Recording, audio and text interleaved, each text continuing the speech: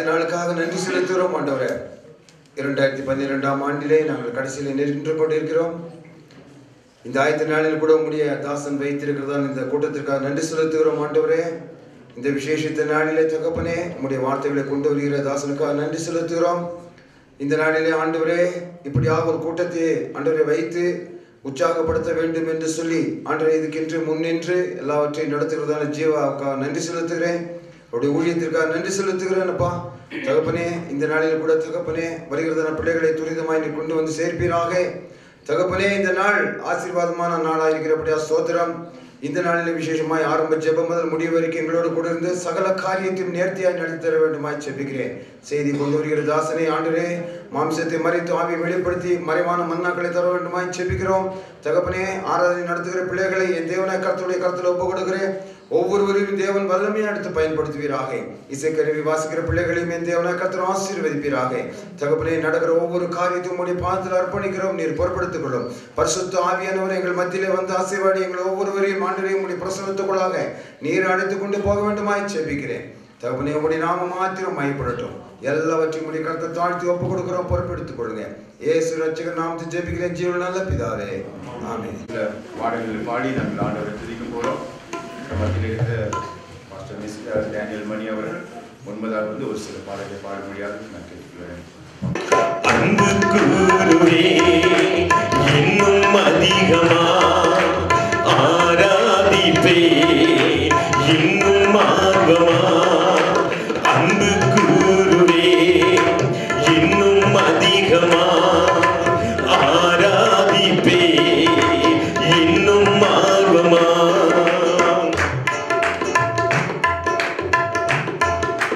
எபினேசரே எபினேசரே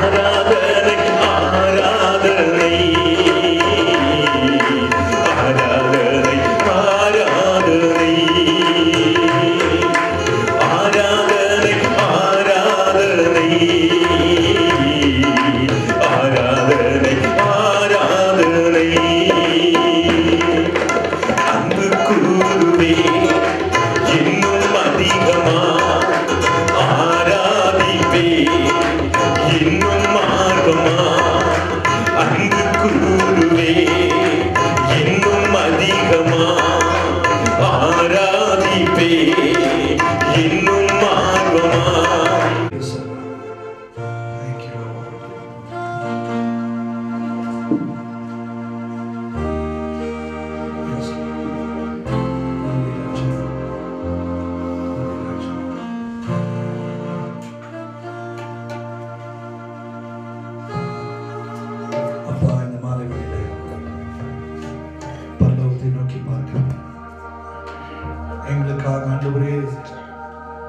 வார்த்தை மாம்சமாய் வந்த இயேசு கிறிஸ்துவை இந்த ராத்திரியில் நாங்கள் நோக்கி பார்க்கிறோம். பிறகு நாட்கள் ஆண்டவரே உண்மை நாங்கள் சிந்தித்து பார்க்கிறோம். பிதாவாகிய தேவனே, நீர் எங்களுக்காக செய்த மிகப்பெரிய, நீர் எங்களுக்கு காட்டின அன்பிற்காக, இயேசுடைய ஆண்டவரை கீழ்ப்படுவதற்காக இந்த ராத்திரியில் நாங்கள் நன்றி செலுத்துகிறோம். என் மகிமைக்கு பார்க்கிறோம் ஆண்டவரே. Thank you Lord. ஒருவரும் சேர கூடாத ஒளியில் வாசம் செய்பவரே, ஒருவரும் சேர கூடாத ஒளியில் வாசம் செய்பவரே, நீரே பரிசுத்த தெய்வம், நீரே பரிசுத்த தெய்வம், நீரே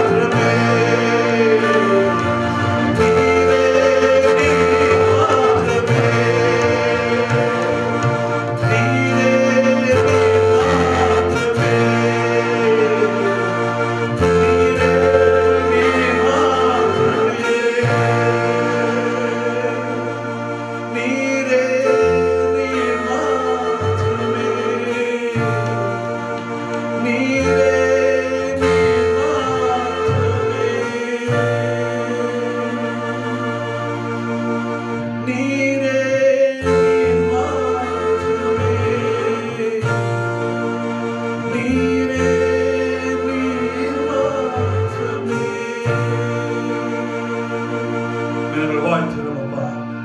நாங்கள் துதிக்கிறோம் அப்படி நாமத்தை நாங்கள் ஸ்தோத்திரிக்கிறோம். இந்த இரவை தேவன் தந்தபடினால எல்லா வாய்களை தந்த கத்தரை ஸ்தோத்திரிக்கிறோம். ஆண்டவரே நாங்கள் மகிமைப்படுத்துகிறோம். இது எதேச்சையாய் நடந்ததும் அல்ல, திடீரென்று வந்ததும் அல்ல. ஆண்டவரே, நீர் தீர்மானித்த ஒரு இரவாக இருக்கிறபடியால் நன்றி என்று சொல்லுகிறோம். நீர் முன்குறித்த ஒரு நேரமாக இருக்கிறபடியால் நான் நன்றி என்று சொல்லுகிறோம். இது முன்குறித்த ஒரு கூட்டம் ஆண்டவரே. பரிசுத்த ஆவியானவரே, நீங்க திட்டம் பண்ணின ஒரு காரியம், நீர் பேச வந்திருக்கிற ஒரு காரியம் ஆண்டவரே. நீர் எங்களோடு கூட இடைப்படக்கூடிய ஒரு நேரம் ஆண்டவரே. இதற்காக நன்றி நன்றி நன்றி என்று சொல்கிறோம். ராத்திரி ஆண்டவரே, உங்களுடைய நாமத்தை மட்டும் நாங்கள் உயர்த்துகிறோம். எல்லாவற்றிற்கும் மேலாக உயர்ந்தவர் நீர் ஒருவரே. சகல துதி கன மகிமையும் ஒருவருக்கே நாங்கள் செலுத்துகிறோம். தொடர்ந்து எங்கள் மத்தியில் இருங்க, அசைவாடுங்க, பெரிய காரியங்களை செய்யுங்க. இயேசு கிறிஸ்துவின் நாமத்தினால் பிதாவே. இந்த நாளில் ஒரு சாட்சி நம்ம கேட்க போகிறோம். இந்த விசேஷமான கூட்டங்களை ஒழுங்கு பண்ணினது சகோதரர் ஜீவா அவர்கள் தான் எல்லா சபைகளுக்கும் மற்ற இடங்களுக்கும் சென்று இந்த கூட்டங்களுக்காக வரும்படியாகவும் பல பிரயாசங்கள் எடுத்திருக்கிறார்கள். இப்போ ஒரு சில நிமிஷங்கள் அவர்கள் தனது சாட்சி கூறும்படியாக நாங்கள் கேட்டுக்கொள்கிறோம். ஹல்லேலூயா, ஹல்லேலூயா. சந்தோஷமா இருக்கீங்களா? என்ன குளிர்ல கூட்டு உட்கார வச்சு சந்தோஷமா கேட்டீங்கன்னா கருதுனா மைப்படுவதாக. ஆண்டவர் இப்படியாய் ஒரு நல்ல ஒரு ஐக்கியத்தை, விசேஷமாக ஒரு நல்ல நேரத்தை அவரை ஆராதிக்க, அவரை துதிக்க முடியுமா நம்ம ஒன்று சேர்த்து கொடுத்ததுக்காக நன்றி செலுத்துகிறேன். விசேஷமாக நான் பெரிய சாட்சி எதுவும் சொல்ல போகிறதில்ல. சின்ன ஒரு காரியம், ஆண்டவர் என் வாழ்க்கையில் செய்த நன்மைகளை, என் வாழ்க்கையில் ஆண்டவர் என்னை எப்படி நடத்தினார் என்று சொல்லி ஒரு சில காரியங்களை எங்களோட பகிர்ந்து கொண்டு நான் தொடர்ந்து காரியங்களை கொடுக்க விரும்புகிறேன். 2007 வருடம் இந்த கோத்தகிரி பகுதிக்கு நான் வந்தேன். நான் இங்கே கோத்தகிரி வரும் முன்பாக கிட்டத்தட்ட ஒரு 8-9 வருடங்கள் இந்திய தேசம் முழுவதும், நேபாள், பூட்டான், இப்படி 3 தேசங்களில் நான் ஊழியங்களை செய்து மிஷினரியாக நான் ஊழியங்களை செய்து கொண்டிருந்தேன். அப்போது செப்டம்பர் 21, 2007 வருடம் நான் கோத்தகிரிக்கு என்னை இங்கே ஒரு HBI பில்டிங் ப்ராப்பர்ட்டி வாங்கினாங்க அவங்க. அதோட ரெனோவேஷன் ஒர்க் நடந்துகிட்ருக்கு. ஸோ ராஜஸ்தான் ஜெய்ப்பூர்லேருந்து என்னை அவங்க இங்கே கொண்டு வந்தாங்க. ஸோ ஜீவானந்தம் நீங்கள் தான் போகணும், அந்த சென்ட்ரல் பில்டிங் ஒர்க் நடந்துகிட்ருக்கு. ஸோ நீங்கள் அதை பொறுப்பெடுத்து அந்த ஒர்க்கெல்லாம் முடிங்க, மறுபடியும் நாங்கள் ராஜஸ்தான் உங்களை அனுப்புகிறோம் அப்படின்னு தான் என்னை ப்ராமிஸ் பண்ணி இந்துஸ்தான் பைபிள் காலேஜ் என்னை கோத்தகிரி அனுப்பிச்சு. ஸோ நான் ஒரு பெரிய எதிர்பார்ப்பு, கோத்தகிரி இதுக்கு முன்னாடி கேள்விப்பட்டதில், ஊட்டி கேள்விப்பட்டிருக்கிறேன், ஒரு எதிர்பார்ப்போடு வந்தேன். இங்கே வந்தவுடனே என்னை கொண்டு எங்கள் அப்பளக்காரம்மா வீட்டில் விட்டாங்க வாடகை எடுத்து. ஒரே நைட்டில் அந்த லாங்கோட அந்த இடம் போய் பார்த்தீங்கன்னா கரடி டெய்லி தூங்கும், சிறுத்தை தூங்கும், எல்லாம் லோக்கலெல்லாம் சீட் ஆடுறது, தண்ணி அடிக்கிறது, இப்படிப்பட்ட ஒரு இடமா இருந்தது.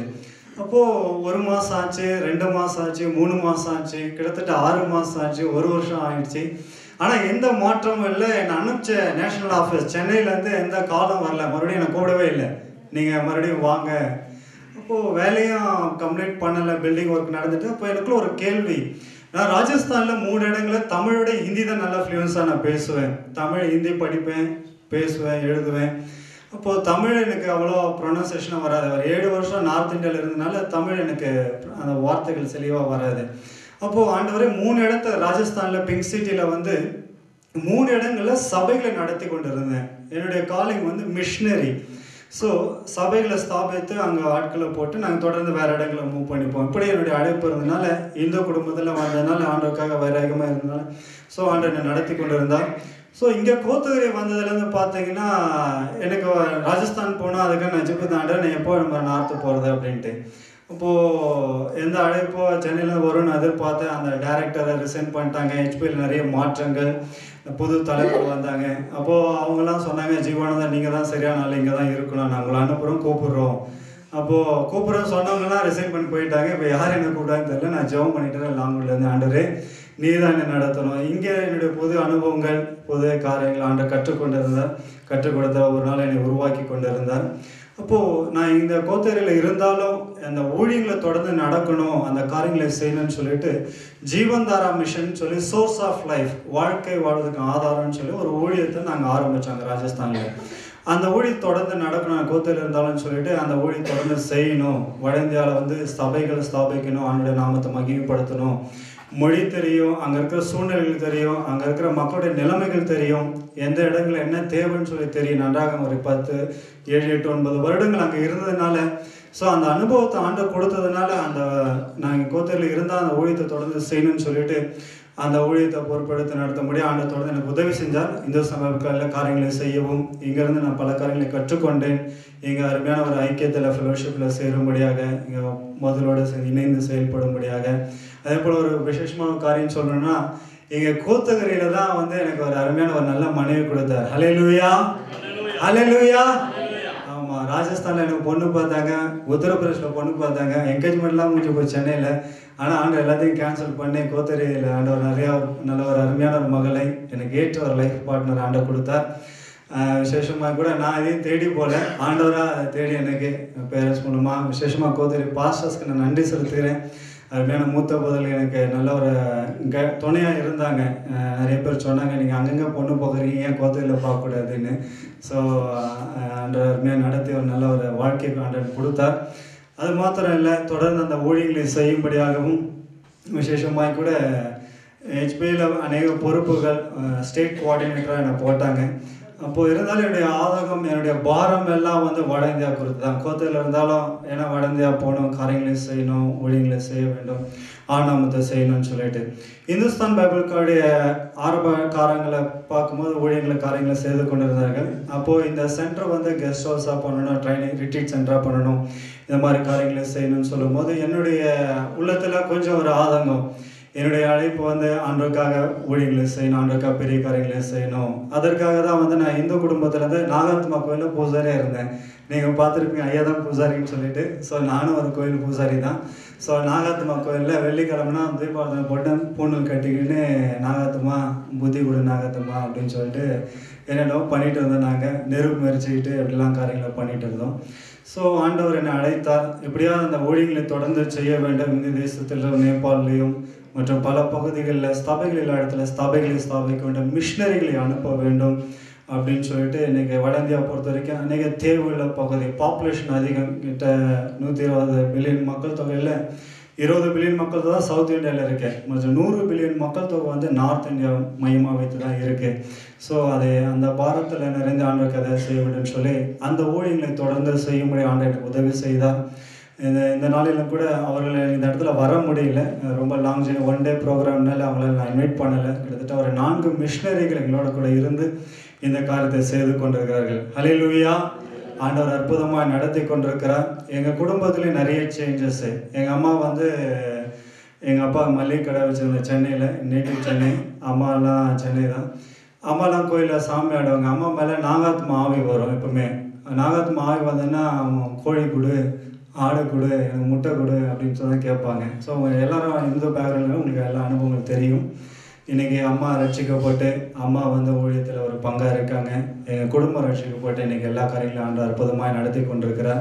ஸோ தொடர்ந்து நீங்கள் எங்களுக்காக ஜெபித்துக் கொள்ளுங்க. இந்த விசேஷ கொள்கையில் கூட உங்களுடைய ஜெபம், உங்களுடைய ஒத்தாசை, நான் ஹெச்பிஎல் இந்துஸ்தான் பைபிள் காலேஜில் இப்போவும் நான் இருக்கிறேன். அங்கே இருக்கிற பொறுப்புகள் நான் செய்து கொண்டிருக்கிறேன். விசேஷமாக நான் இருக்கிற இடத்துல கூட அருமையான சகோதரர் வினோத் வந்திருக்கிறேன். அவருக்கு எனக்கு கொடுத்த ஆதரவு, எனக்கு கொடுத்த வாய்ப்புகள், எனக்கு கொடுத்த சப்போர்ட் எல்லா காரையும் நீங்கள் தொடர்ந்து அவர் கொடுங்க. அவர் உங்களுக்கு தெரிந்தவர். அவர் உங்களுக்கு இன்னும் சிறப்பான முறையில் அந்த கெஸ்ட் ஹவுஸ் காரியங்கள், ரிட்ரீட் சென்டர் காரியங்களை அவர் பொறுப்பெடுத்து நடத்துவார். இன்னும் அதோடைய டெவலப்மெண்ட் காரியங்களை அவர் தொடர்ந்து பொறுப்பெடுத்து நடத்துவார். நான் இந்துஸ்தான் பைபிளில் தான் இருக்கிறேன். இருந்தாலும் வந்து என்னுடைய அழைப்பு வந்து ஊழியம், என்னுடைய சபைகளை ஸ்தாபிப்பது, மிஷினரிகளை அனுப்புவது, இன்னும் தேசம் இன்னும் சென்று ஆண்டு நாமத்து சுவிசேஷத்தை பிரசங்கிப்பது. ஸோ இதனுடைய அழைப்பு. ஸோ இந்த அழைப்புக்காக நான் என்னுடைய காரியங்களை நான் எங்கள் ஆஃபீஸில் சொல்லி அவங்களும் அதுக்கு எனக்கு பர்மிஷன் கொடுத்துருக்காங்க. ஸோ அதற்காக நீங்கள் ஜெபித்துக் கொள்ளுங்க. என் மனைவி குடும்பத்துக்காக விசேஷமாக நீங்கள் ஊற்ற துணையாக கூட இருக்கிற சுஷீலா அம்மா இருக்காங்க. அவங்க அந்த ஹோம், லிம்போ ஹோம், அவங்க எல்லாரும் சேர்ந்து தான் இந்த காரியங்களை நாங்கள் செய்கிறோம். அதற்காக நீங்கள் ஜெபித்துக் கொள்ளுங்க. இந்த நல்ல வாய்ப்பு கொடுத்ததுக்காக நன்றி. உங்களுடைய ஜெபம் எனக்கு கண்டிப்பாக தேவை. தொடர்ந்து ஆண்டவருக்காக பெரிய காரியங்களை செய்ய நன்றி. வந்தது தெரியாது, ஸ்லோவாக தான் எல்லா காரியங்களும் செய்துட்டு இருந்தார். ஆனால் நீங்கள் பார்த்தீங்கன்னா நிறைய விஷயங்கள் செய்துட்டு இருக்கிறார். அவர் பேசும்போது தான் தெரிகிறது. நிறைய ஊழியங்களை எடுத்து அவர் பொறுப்பெடுத்து செய்து கொண்டிருக்கிறார்கள். அவருக்காக நாங்கள் விசேஷமாக ஜெபிக்கணும். கோத்தகிரியில் ஊழியத்தையும் கொடுத்தாரு, கோத்தகிரியில் பொண்ணையும் கொடுத்தாரு. அல்லேலூயா. இனிமேல் எங்கே விட்டு வெளியில் எங்கே போக முடியாது. இருந்தாலும் எங்கே போனாலும் இங்கே வந்து தான் சேரணும். சரி, நாங்கள் அவர் விசேஷமாக ஜெபம் பண்ணணும். ஏன்னா நார்த்தை குறித்து ஒரு பெரிதான பாரம் அவருக்கு இருக்கிறது. அந்த பாதையிலே பல விஷயங்களை குறித்து கேள்விப்படுகிறோம். எல்லோருக்கும் போக முடியாது. ஆனால் அவர்களை கர்த்தர் அங்கே எடுத்து உபயோகப்படுத்துகிறார். அந்த பாரத்தை கர்த்தர் நிறைவேற்றட்டும். அல்லேலூயா. சத்தமா சொல்லுங்க பாப்போம். அல்லேலூயா.